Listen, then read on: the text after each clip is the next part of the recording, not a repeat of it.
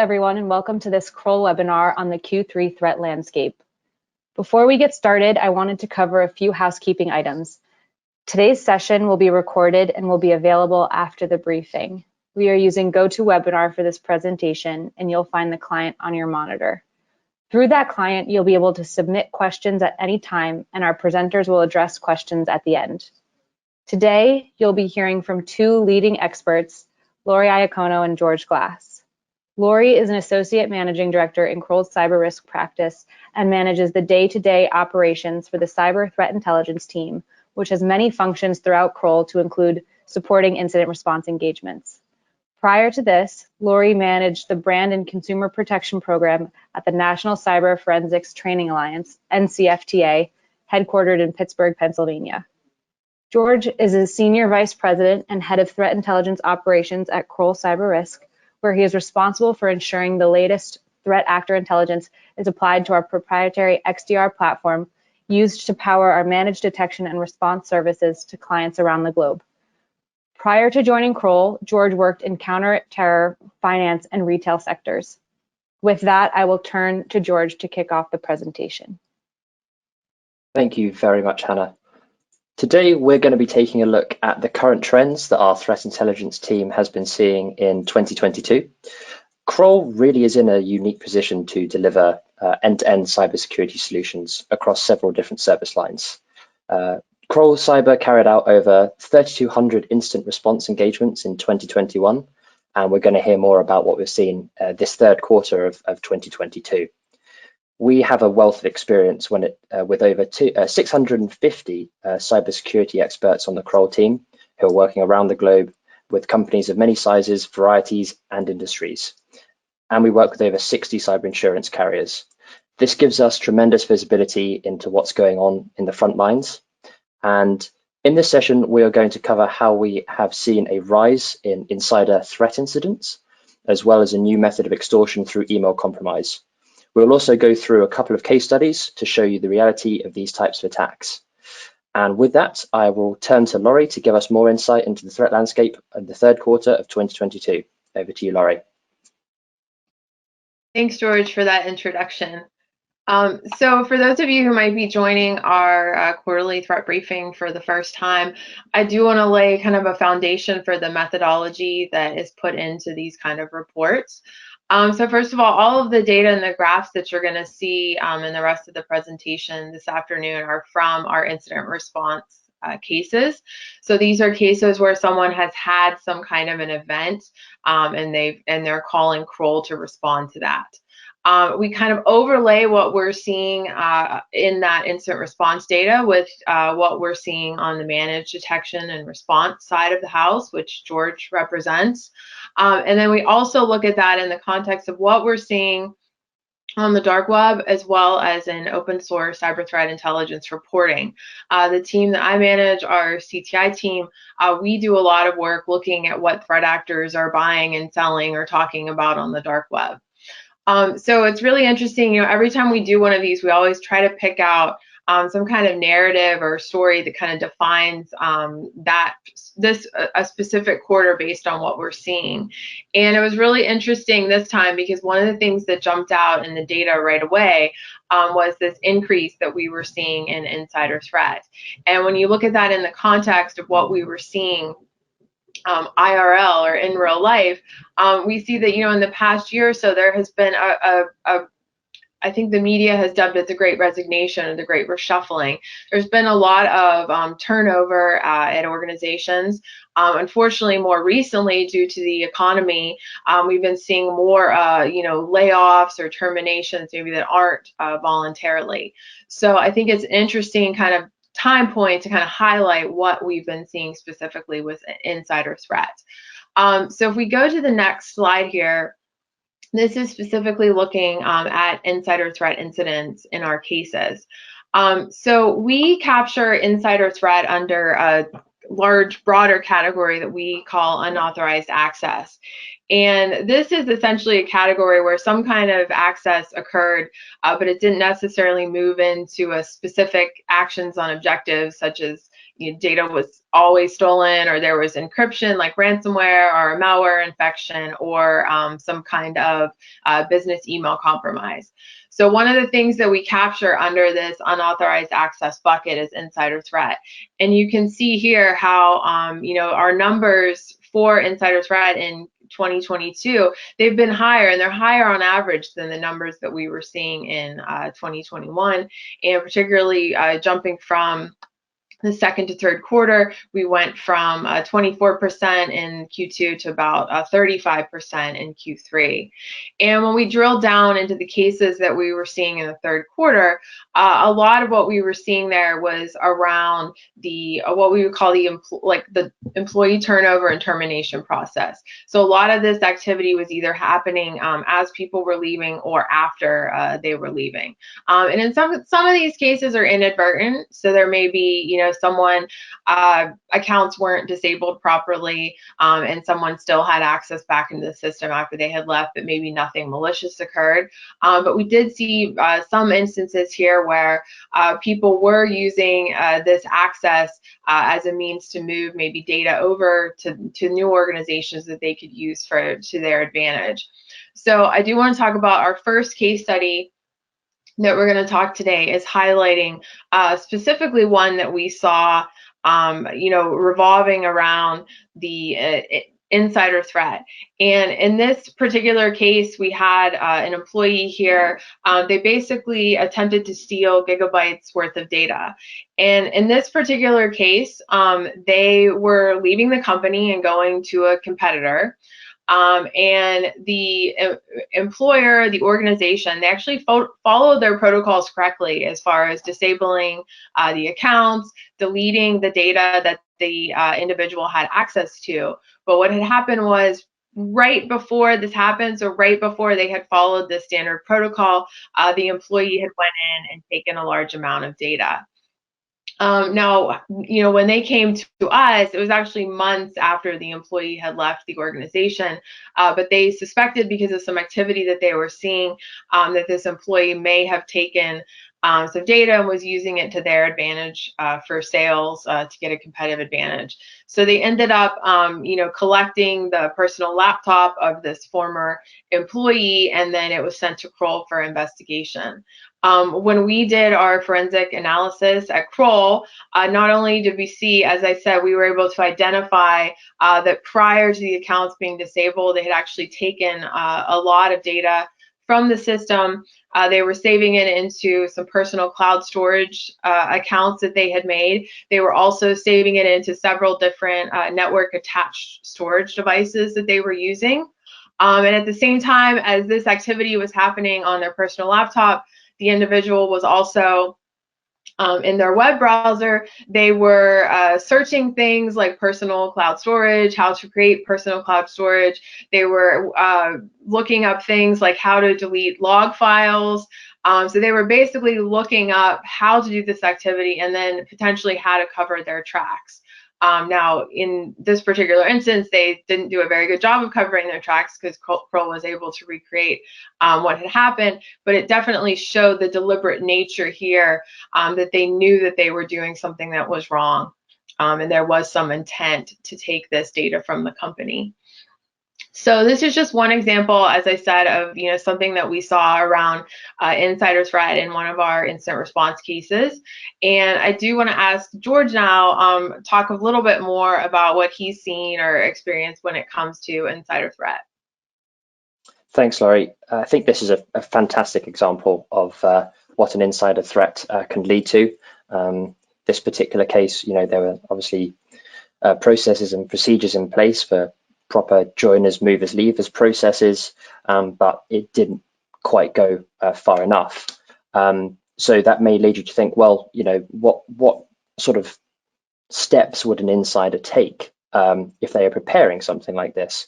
And with all cyber threats, I think there's a fairly a good commonality between a lot of them, whether it's insider threat, a malicious actor in your network.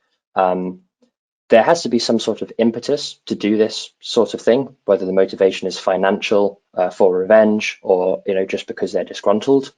There will likely be some sort of preparation phase, looking for files, IP, client lists, all of that sort of stuff, and then an exploration of whether they can access that data, download it, stage that data to be exfiltrated in some way.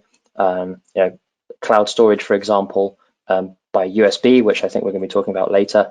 And then during that trial and experimentation phase, and then move to execution, actually perform the crime, the stealing of the data, and moving on. So there's a number of ways that you can sort of prepare for this. We've got some guidance out, I think, in a blog post. The CISA also has a really great framework for covering this sort of information, sort of playbooks, questionnaires, videos, and that sort of thing. And I think that's a really good place to start if this is a new area for someone to start exploring for their cyber defense. And yeah, those resources are a great place to start out. But with that, I'll hand back to you. Thank you. Thanks, George. So if we go over to the next slide here, we're looking at a graph of basically the most popular threat incident types that we see in IR for the past 3 quarters. You can see here email compromise, ransomware, and unauthorized access. Pretty much for the past 3 quarters, they have taken up those 1 through 3 spots. In the first quarter, we talked a lot about email compromise. Last quarter, we talked a little bit more about some ransomware cases, particularly impacting the healthcare sector. And today, obviously, we're talking in more detail about unauthorized access. I do want to point your attention to, though, on this graph, to those numbers there with web compromise and malware, because we did see some increases there related to web compromise, as well as malware other, which I want to talk about in a little bit more detail.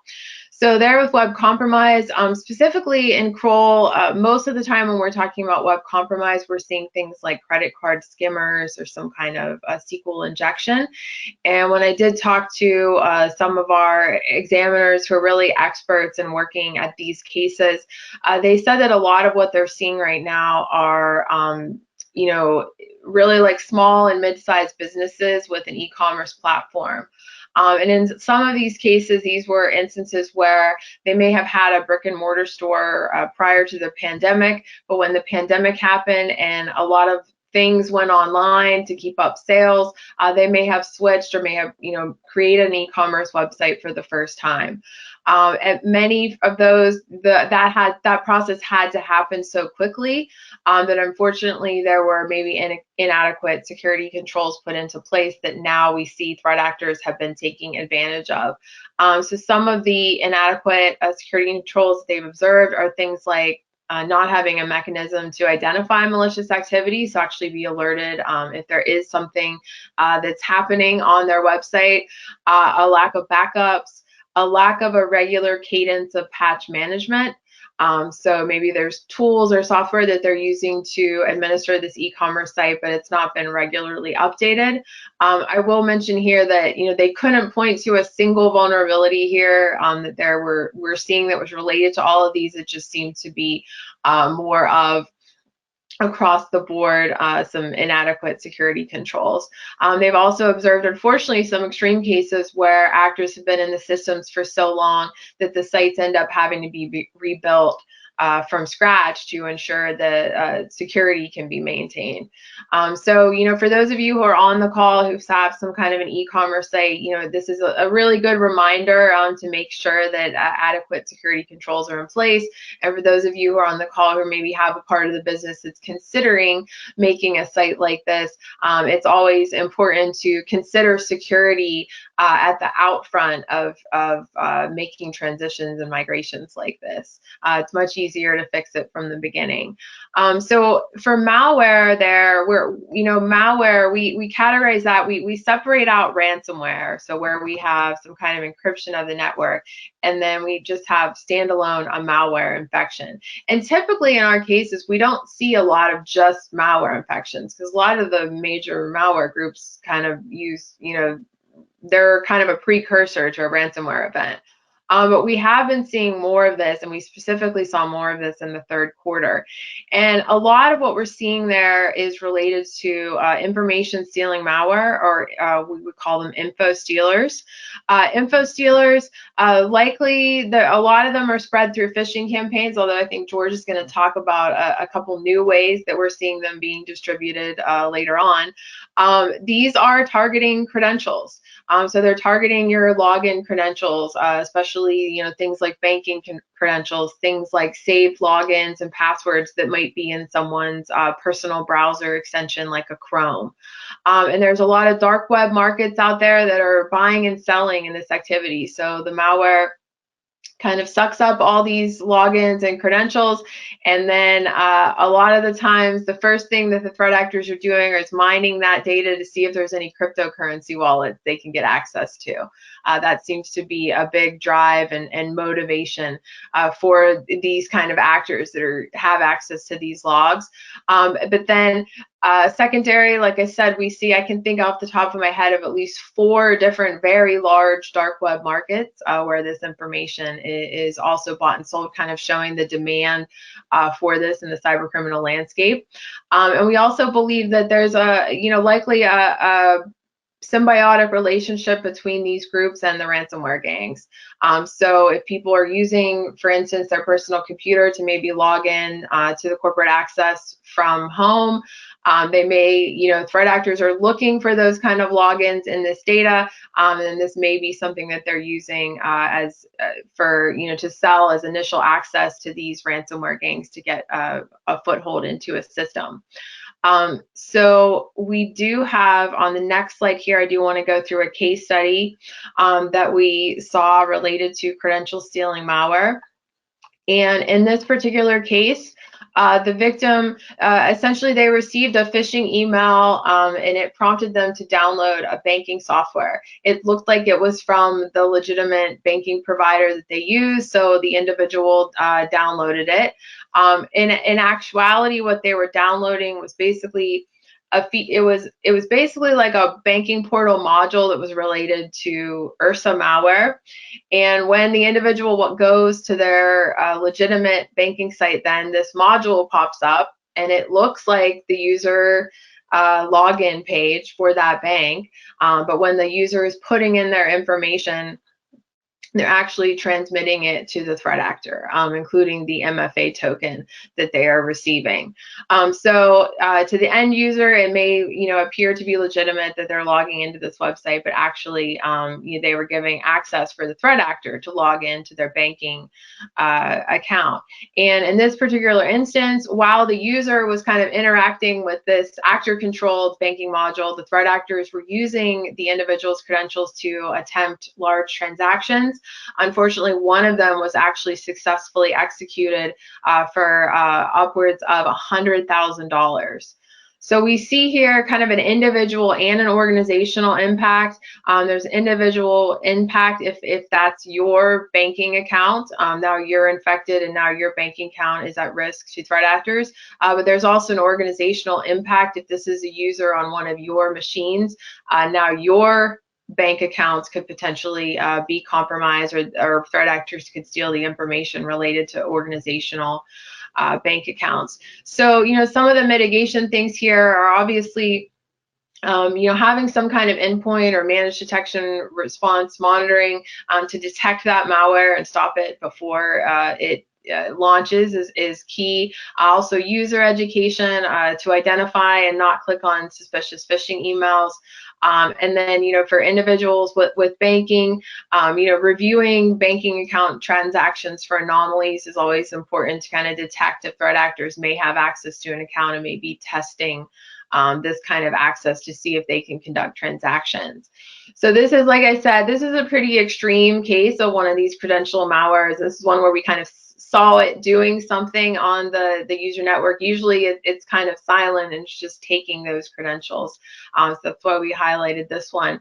And George, I know you see a lot with these info stealers on your side of the house. So can you kind of share what you've seen on MDR side? Yeah, we see the entire gamut of info stealer malware, everything from Ursa to Vidar, Raccoon Stealer 2.0, Redline, and they come in various different forms, shapes, and sizes, and some do slightly different things to others. But in the past, we've seen them mostly come in via email.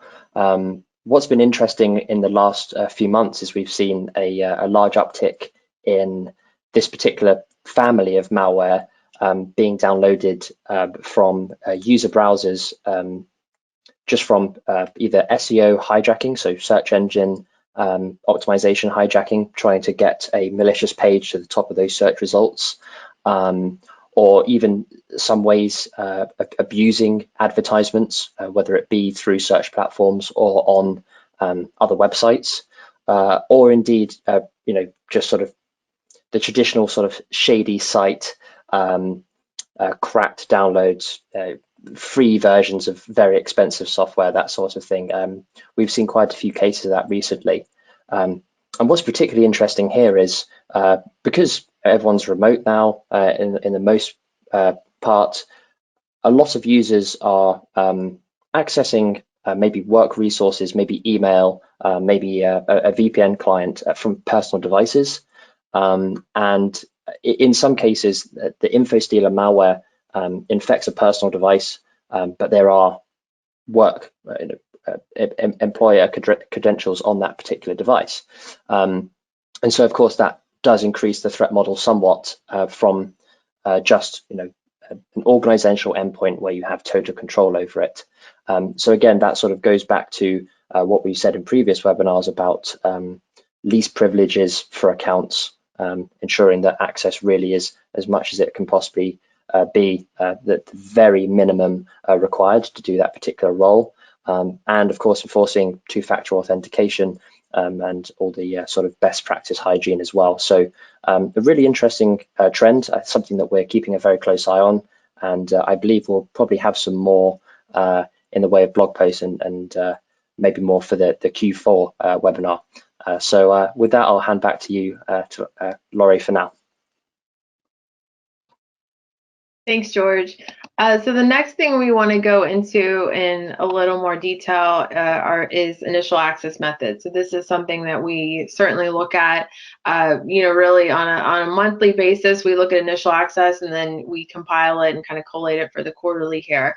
So when we look at initial access in Q3, if we go to the next slide here, we can see a graph, and you see phishing is number one there, and this is typically pretty standard. We do see a lot come in via phishing.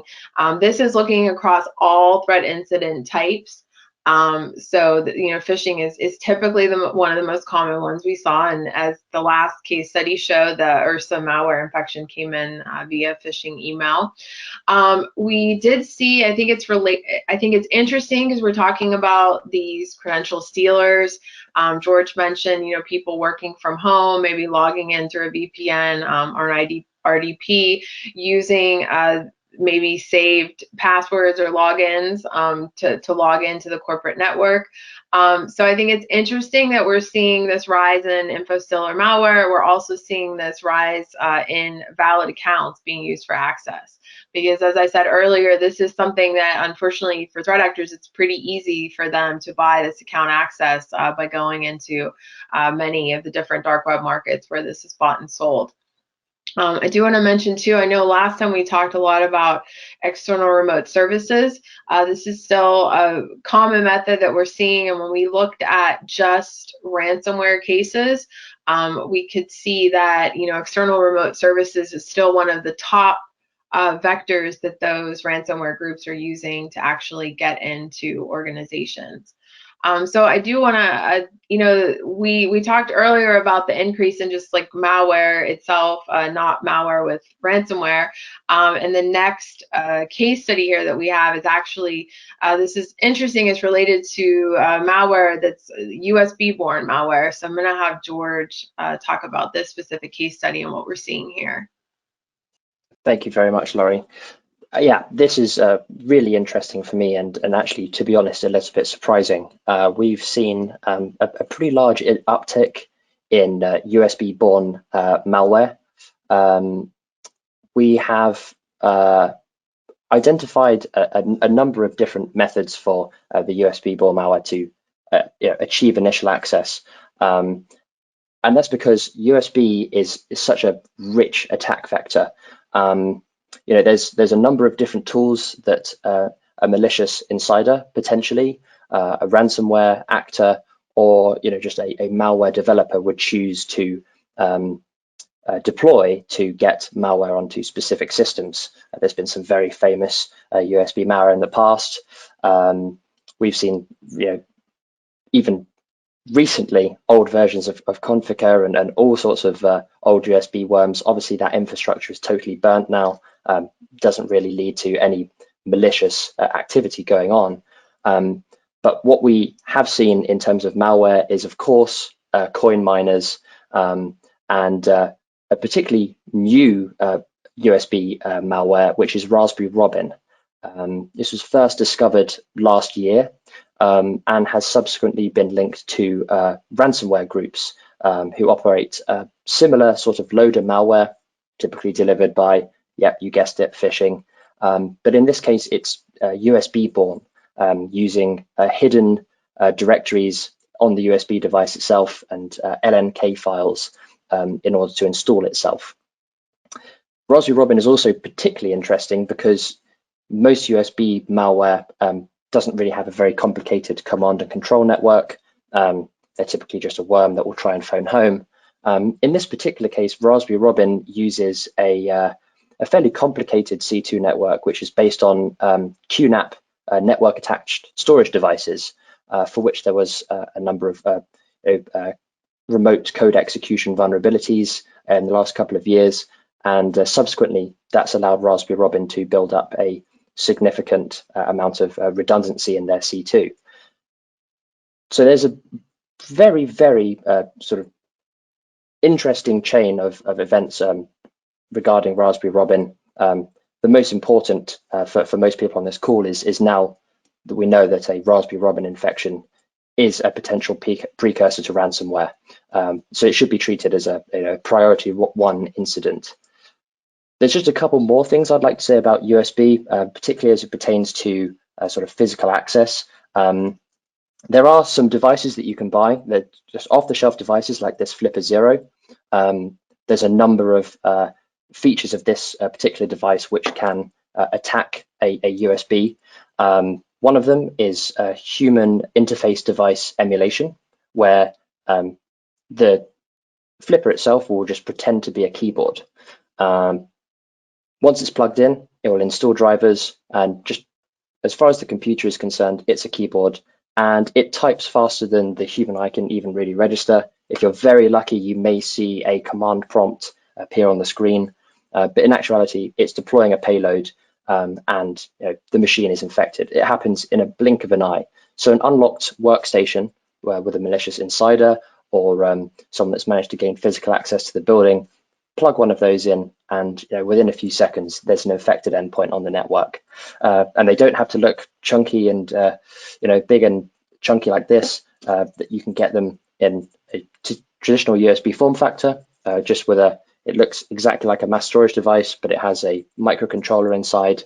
And there's a number of ways that we can choose to defend ourselves against USB-borne threats.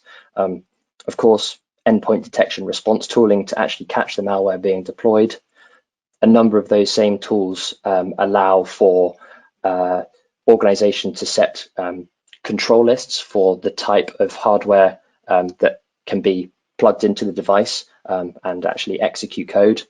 So you can have maybe a corporate brand of keyboards and mice, and then block list all the other devices. Maybe you don't want people charging phones. That's an option. Or you can go way back into the sort of Stone Age. I remember from a few years ago in my career, literally going around and physically supergluing shut USB ports in a factory. So it doesn't have to be particularly expensive or complicated. If you decide you don't need USB access on certain machines that could be particularly vulnerable to this sort of attack, then maybe consider just blocking physical access altogether. So yeah, some really, really interesting cases that we've covered on with the USB. We'll keep a very close eye on it, and especially Raspberry Robin. That's a really interesting and developing story. So yeah, with that, I will hand back to Laurie. Thank you very much. Thanks. And yeah, as George points out, we're seeing a lot of activity right now with Raspberry Robin. There's a lot of reporting on it, and it is a precursor now to ransomware. So this is a good actual segue to our next section here, kind of drilling down into specifically what we were seeing with ransomware in the third quarter this year. So we always kind of do this breakdown looking at the most active ransomware variants that we were seeing in our caseload. And in the third quarter, you can see here this, we were not seeing a lot of Lockbit in the second quarter this year, and then it kind of exploded in Q3. So there's probably a lot of things that factor into Lockbit really, being so active in the third quarter. One of those things is likely the shutdown of Conti in the second quarter of this year. That meant that probably likely hundreds of affiliates were looking for a new ransomware as a service operation to work for. So it's likely that many of them may have migrated to Lockbit. Also, at the beginning of July, Lockbit published what they called their Lockbit 3.0. So this is the latest version of their encryption software. And at this time when they did this, one thing that was interesting to note, it's just kind of always interesting to track these gangs and the activities that they're doing. Lockbit actually offered a bug bounty at this time. So they were the first ransomware group to basically offer a bug bounty to see if security researchers could basically help them improve what might be vulnerabilities in their encryption software. So as I said, they kind of made a big splash in the third quarter by releasing that new software. Some other activity here that we can look at in the chart, one of the things we saw in our cases that actually coincided with a lot of open source reporting we were also seeing was related to Vice Society. So we did see a jump in our caseload of cases with Vice Society, and a lot of these seem to be connected to the education sector, unfortunately, which kind of makes sense because I do think these gangs are looking at organizations that might be have seasonal activity, right? So as schools are getting ready to get back to school for the year, this might be a time when the ransomware groups think that they'll be more vulnerable or more likely to pay a ransom. And there was actually a warning that CISA put out about that kind of activity, specific activity from Vice Society in September of this year. We also continue to see a lot of the ransomware gangs using the botnet delivery. It's kind of getting a foothold into systems. So we were seeing Emotet delivering Black Hat, as well as Quantum Locker, and we continue to see Qbot being used to deliver or kind of being a precursor to what ends up being a Black Basta ransomware encryption. And then finally, I do want to touch on something else with Lockbit. So this was, we talked about here, we were seeing in the third quarter insider threats on the rise. Lockbit last year at this time, they were one of the first ransomware groups that came out, and they started soliciting insiders to actually help them launch ransomware attacks. It seems specifically like they were perhaps, what they were doing was they were putting this up on a wallpaper after a computer had been encrypted, potentially appealing to IT professionals or incident responders who may be, responding to an event. And they were saying basically they would pay them large sums of money if they would help them spread their ransomware. So it's a little bit of, I guess you would say, some poetic justice that in the third quarter of this year, Lockbit, they actually had their own insider threat leak when one of their coders put out the Lockbit 3.0 builder. So this ended up on GitHub, and basically all the configs were there that someone can take that, basically customize a ransom note, and use this to, conduct an attack using lockbit encryption software. It seems to be like this was likely related to a financial disagreement between the individual who may have authored or coded this new version of lockbit, but it did end up out there in the wild, so to speak. Very shortly after that being publicly posted, a couple of different ransomware groups were observed using that. I think within about 2 to 3 days was the first attack in the wild. This was one called Bloody Ransomware Gang was using this lockbit builder to launch attacks. So it's very highly likely when we see software like this get out there that then this opens the door for maybe lower level cyber criminal actors to get access to it and launch these kind of attacks. So if we move on to the next slide here, we're actually kind of coming up we're coming up on sector analysis. I always forget about this section. So when we looked at sector analysis in the third quarter, really the biggest kind of observation here was this jump in professional services. We did see a rise in activity against professional services as well as manufacturing. We weren't seeing, kind of coinciding with that by looking in the dark web and looking open source, we weren't really seeing this seeming to be indicative specifically of certain threat actor groups targeting the sector. It seems to be more of just a reflection of what we were seeing in our cases in that third quarter. Kind of unlike last quarter where we saw this huge jump in healthcare, and we also saw a lot of documented intel that many of the ransomware groups were specifically targeting the healthcare sector. So, the takeaway with sector analysis is really that, you should never look at these charts and see like, well, it's professional services and manufacturing that are being targeted. I'm in retail or some other sector. I don't have to worry about this as much. That's absolutely not the case because we see, them really targeting. It's very opportunistic attacks, and they're targeting all sectors. So, if you're a business organization that has access to money and you have an internet connection, you're likely a target for a cyber criminal, unfortunately. So if we move on to the next slide, though, I think this does take us into our summary of Q3. So as I said, I think that, the highlight here is that we were seeing insider threat peaking to its highest level yet that we had observed in 2022. We were also seeing this uptick in malware, either credential stealers or info stealing malware, as well as infections delivered via USB, which George touched on.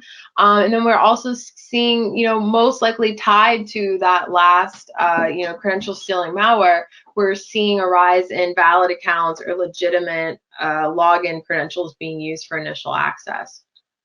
So if we go on to the last slide here, we do want to leave everyone with some organizations that or that organizations can take. I will mention here, I'll give a couple shout outs to the Kroll website.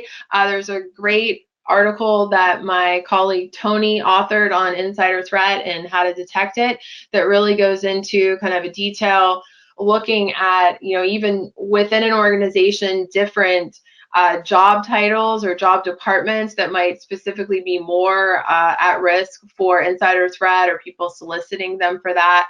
So I do think someone will throw up the link to that article in the chat. We also have the Q3 report is also a written report that's available on our website. It has a lot of links to all the sources that we use here, so I definitely encourage people to take advantage of that. But just, highlighting some of the things to do to defend against insider and physical threats. Deploying endpoint and detection and response sensors is always very important.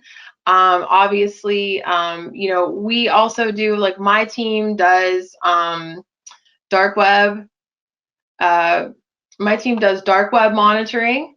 And dark web monitoring is surprisingly so, you wouldn't think it, but people will actually go out onto the dark web and they might say like, hey, I have specific access to a certain company, or I work in the financial services sector and I have data. So we do see sometimes those kind of tip off postings related to insider threat on the dark web. Another thing that I'll mention is the use of canary or honey tokens within a corporate structure. So these might be files. Basically, they're a planted file that you can have within your system. You can maybe, naming it something juicy that might be attractive to either an insider or a malicious threat actor that got onto your system. And then when this file is either moved or open, you would receive some kind of alert that there's activity related to it. So that might be a good way to actually, identify some of this activity on your network. And George, I'll let you talk a little bit about the defending against physical threats. Thank you, Hannah. Yeah, it's very important when dealing with any sort of cyber threat, whether it be some sort of external access to someone physically breaking into the building. The endpoint really is the final goal for that attacker. Unless they walk out with the server under their arm, it's really going to be to infect that endpoint in some way. So we've been over using EDR. I mentioned earlier about organizations running allow lists and block lists for the type of hardware that their organization can use, and using those tools to enforce those block lists. Another really good measure is obviously, if you're not using the USB port on a specific machine, or you're worried that it might be particularly vulnerable, maybe it's a point of sale device that you don't want someone leaning over the counter and plugging USB into it, just physically disable the port. It really is that easy. There are some products out there that you can buy to plug them in, but I found that even just a bit of hot glue works very well in those ports if you know you're never going to use them again. And of course, as we've discussed, least privilege, that can also go for physical access to certain rooms, certain information, files, folders, and all of those sorts of things. That applies just as much as it does to physical locations as it does to software. And with that, I think that's all from me. I'll pass back over to Laurie. Thanks, George. So I think this is the part where we can field questions. So I think Kevin or Hannah from our marketing team might have some questions that have been coming in on the chat for us. Yep, we have a few minutes left where we can take some of the questions. And just a quick reminder that you can type your questions into the chat box now for Laurie and George to answer. If we don't get to your question, we'll follow up with an email after. One question that came in, is an insider threat such as the one described earlier something that MDR would detect? If so, is there a certain data size transfer threshold that needs to be hit before detection occurs? George, what are your thoughts on that? Yep, I'll take that one, and I'm going to give you my best consultant answer, as always in these webinars, and it depends. So it depends what form of logging that particular organization has. It depends how that logging is processed and over what time period. So from an MDR perspective, what may have happened in that particular case is, if the logging allowed it, maybe some out-of-hours logins would have been registered that sort of flagged as non-standard. Indeed, the data transfer size, again, that's something that needs to be configured between organizations, even between user groups. If someone from, let's say accounting, who's used to dealing with quite large files, lots of PDFs, Excel files, and that sort of thing, transfers a couple of gigs a day, that's probably normal. But if all of a sudden, someone in reception is uploading 20, 30, 40 gigabytes, that should be raising flags. So it really depends on the threat model, the type of environment, and the amount of logging that you perform in order to do that analysis. But in short, yes, it's absolutely possible that an MDR service can cover that. That is a particular threat model that I know that we cover. So it just depends on how much raw logs that you're willing to present, really. Great, thanks, George. I think we have time for one more question. Are USB exploits still effective if USB mass storage has been disabled and or auto pay/auto run has been disabled? Yeah, I'll take that one as well. This is about USB. It's a good question. Again, it depends. It depends on the type of malware. So autoplay and auto run, that is a very common tactic for USB malware to spread. So that's when you plug the USB in, the auto run file installs the malware. It's often used to install drivers or prepare the operating system to receive input from an external device. So yes, disabling those can certainly reduce the risk and the attack surface there. Again, with mass storage, that is another vector which Raspberry Robin uses. So they use a hidden folder structure on the mass storage portion of a USB device, and they rely on a user to click an LNK on that to install the malware. So again, it does depend on the particular scenario. But if you're using stuff like company mandated devices, company mandated external hardware, that risk can be greatly mitigated by doing allow lists for those particular devices. And as I said, the reliance on having some sort of endpoint detection response system on there, so that in the case that the endpoint is infected, you can detect and respond to that, because it is a very tricky vector to get right, so that the machine is still usable if you need to plug things in. So yeah, I hope that answers your question. Thanks, George. Well, sadly, we've run out of time for today. So thank you, Lori and George, for your awesome presentation. And a big thank you to everyone that has taken the time to tune in. We hope you found this session informative. When you leave, you'll be directed to a quick, short survey. If you could spare a few moments, we'd greatly appreciate it if you could tell us your thoughts on this session, as it helps us prepare for future sessions. Once again, thanks a lot for joining us today. Enjoy the rest of your day and hope to see you again at one of our future briefings. Thank you. Thank you very much.